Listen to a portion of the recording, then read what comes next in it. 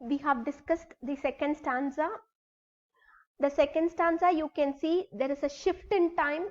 Around the midday, the poet meets an old man with a bag of gold who displays his wealth by counting his coins one by one.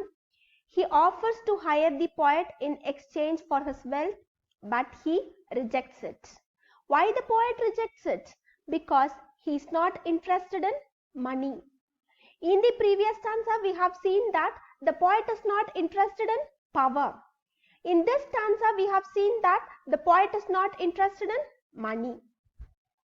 Come to the third stanza now. Shall we start with the third stanza? Yes.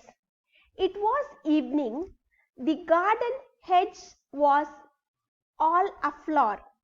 Okay, the garden hedge was all aflower. The fair maid came out and said, I will hire you with a smile. Her smile paled and melted into tears, and she went back alone into dark. It was evening. The garden hedge was all aflower.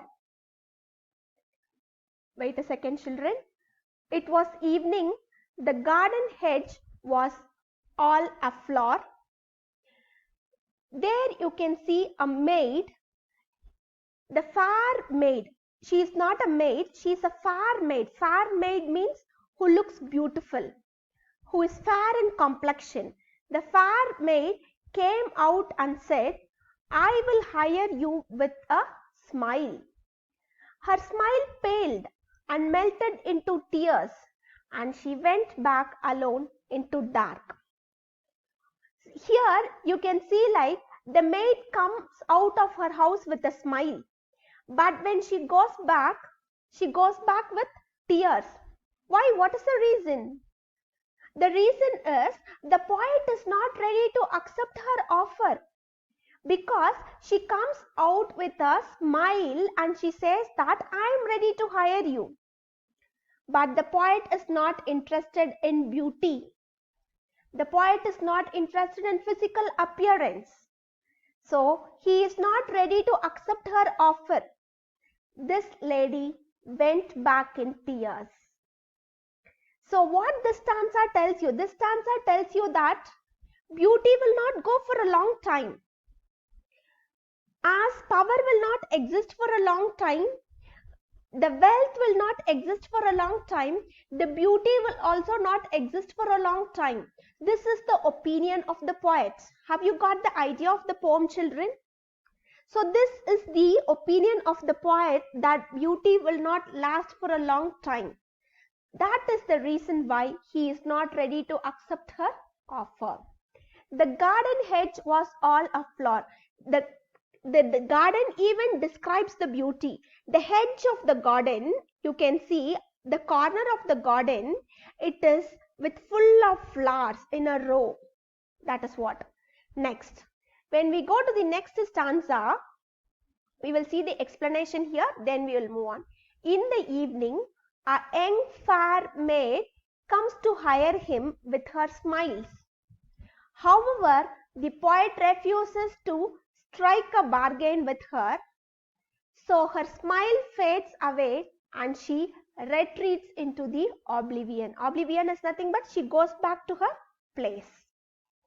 When the fair maid is ready to hire the poet, but this man is not interested in physical beauty. So you can see in the poem, in the first three stanzas, the poet is not interested in power, the poet is not interested in money, the poet is not interested in wealth. The sun glistened on the sand and the sea waves broke waywardly. Next stanza. We are reading the next stanza. A child sat playing with shells. He raised his head and seemed to know me and said, a child sat playing with shells. He raised his head and seemed to know me and said, I hire you with nothing. From henceforth, that bargain struck in child's play made me a free man. Who is the next person to hire him? The next person who is waiting to hire him is the child who is playing in the seashore with the shells. The next person who is ready to hire him is the child who is playing with shells in the seashore. The sun glistened on the sand. The sun is too hot, and the sea waves broke waywardly. Roaring sea. A child sat playing with shells. He raised his head and seemed to know me and said, I hire you with nothing. The child is telling that I have nothing to hire you. See here, the sun glistened on the sand and the sea waves broke waywardly. A child sat playing with shells. He raised his head and seemed to know me and said, I hire you with nothing. From henceforth, that bargain in child's play made me a free man. Okay, you can even take it like an evening time. The sun glistened, the golden waves. Okay, the golden waves of the sun, like the golden appearance of the sun. A child is sitting and playing in the seashore. He just saw the man and told. He just saw the poet and told, see, you are here. I have nothing to hire you. That made poet to be an worker for him. That made the poet to accept him, because he wants to be a free man. He wants to be as innocent as the child. He never needs money. He never needs power. He never needs beauty. He needs only freedom. Have you got the idea of the poem, children? What the poet needs? The poet needs only freedom. Freedom of his mind. Freedom of his thoughts. Freedom of his actions. Do you all have such freedom in your life, children? See, your parents are ready to give you anything what you need, but you have to check yourself whether you are traveling in the right path. Finally, the poet meets a child playing with seashells. He offers only friendliness and cheer and nothing else. The poet gladly takes up the job of being his playmate. The poet is now ready to accept him as his playmate. The poet is ready to accept the young child as his playmate. The reason is he likes his innocence. He likes his cheer. He likes his freedom. That is the reason why he selects the child. So from the poem, you can get the theme of power cannot win hearts. We can never win the heart of any person with power or money. Yes, fix it in your mind. We cannot win any heart with the power or with the money. Is it clear, children? Freedom is more important than wealth and beauty. This is the main idea of the poem. What is more important, children? Freedom is more important than wealth and beauty. Money does not bring peace of mind. So these are the ideas conveyed through the poem. If you need, you can just pause it and you can take down all these ideas in your textbook. Power cannot win hearts. We can never win the heart of any person with power or money. Freedom is more important than wealth and beauty. Money does not bring peace of mind. We are the masters of our minds. So let your minds be free. Let your thoughts be free. Let your actions be free. Okay. So this is what is the message conveyed through the poem. Now we are going to see the poetical devices. The poetical devices is the one which makes the poem look more and more beautiful. When you read the poem, you can enjoy the poem, that is only through the poetical device. A poem is always different from a prose. A poem is always different from a story. Why? What is the reason? It is because of the poetical devices. When we see the poetical devices here, the first poetical device is symbolism. Just to take it down, symbolism is nothing but the poet uses an object or an idea which gives a deeper level meaning. Come on, you can now list out the objects which he uses. He uses the object as a king.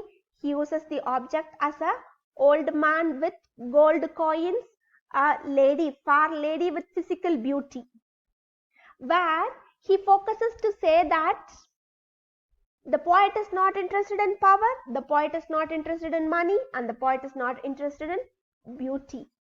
Have you understood the element of symbolism? Good. Lines have symbolism. Here, the first line, stone paved road, it represents the difficulties. Sword in the hand, the king came in his chariot. It represents the power of the king. An old man came out with his bag of gold. It represents the wealth. Note it down, children. The fair maid stands for beauty, which gives a deeper level meaning like that. A child sat playing with shells represents freedom. Have you got the idea, children? Pause the video and take down all these ideas. Next. What is the next figure of speech? Alliteration. As you all know, alliteration is the repetition of consonant sounds. So repetition of consonant sounds, you are going to give me the words of alliteration immediately after the session. Next is rhyme scheme. Come and hire me. The line ends with the word morning. Road, chariot, power. So chariot again. The rhyme scheme is morning. So A, road, B, chariot, C, power, D, again chariot, C. The rhyme scheme of the poem is A, B, C, D, C. You can check this with other stanzas. A, B, C, D, C. You have to check the last words. Morning, A, road, B, chariot, C, power. It is not having the same rhyme, so D. Again chariot, so we give the same letter C. Got it, children? Thank you. That is the end of the session. We have discussed the poem and I have explained you the poem. Finally, we have ended up with the poetical devices. Is that clear? And before ending the session, I have to tell you something important. PowerPoint presentation which you did on Bipin Chowdhury's Lapse of Memory. A great applause to you, children. Really, it was nice. You just took away my heart from me. Like, I felt like appreciating you. Those who have completed the work, I am happy for you. I am proud of you. Okay, so listen to all these things. One more supplementary lesson is left out. I'll meet you with the recorded session of that supplementary lesson.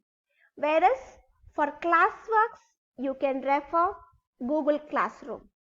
And many of you have not joined Google Classroom. See to that. You should join Google Classroom through the link or through the code which is given to you to write all your classworks. Is it clear for you, children? Prepare well for your exams and do it well. Take exams sincerely. Try to score good marks. Meet you in the next session, children. Bye-bye. Thank you.